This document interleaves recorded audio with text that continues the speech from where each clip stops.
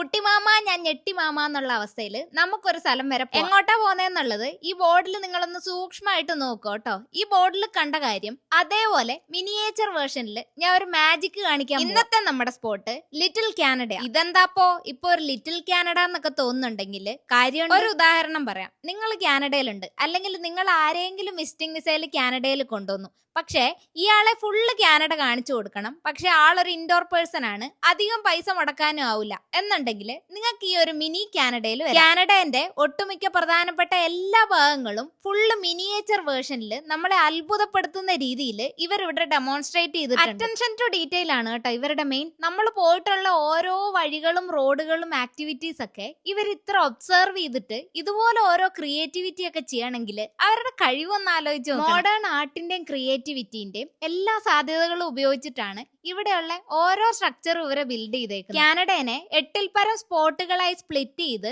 ഒരു ബിൽഡിങ്ങിന്റെ ഓരോരോ സെക്ഷനിലായിട്ടാണ് ഓരോരോ സ്ഥലങ്ങൾ കാണിച്ചിട്ടുള്ളത്. നമ്മൾ BC-യിൽ കണ്ട ക്യാപിലാനോ സസ്പെൻഷൻ ബ്രിഡ്ജ് ആണ് കേട്ടോ ഇപ്പൊ നിങ്ങൾ കണ്ടത്. ഓരോ ഭാഗങ്ങളായി സൂക്ഷ്മമായിട്ട് നോക്കുമ്പോൾ നമുക്ക് ഇതുപോലെ വണ്ടി പോകുന്നതും ആൾക്കാർ ഓടുന്നതും കളിക്കുന്നതും വണ്ടി സിഗ്നലിൽ ഇങ്ങനെ നിർത്തിയിടുന്നതും അങ്ങനെ പല പല മൈന്യൂട്ട് കാര്യങ്ങൾ കാണാൻ പറ്റും. അവസാനമായിട്ട് നമ്മുടെ കാനഡയിലെ വിന്ററും കൂടെ കണ്ടു പൂർത്തിയാക്കി നമ്മൾ എന്തായാലും ഇറങ്ങി.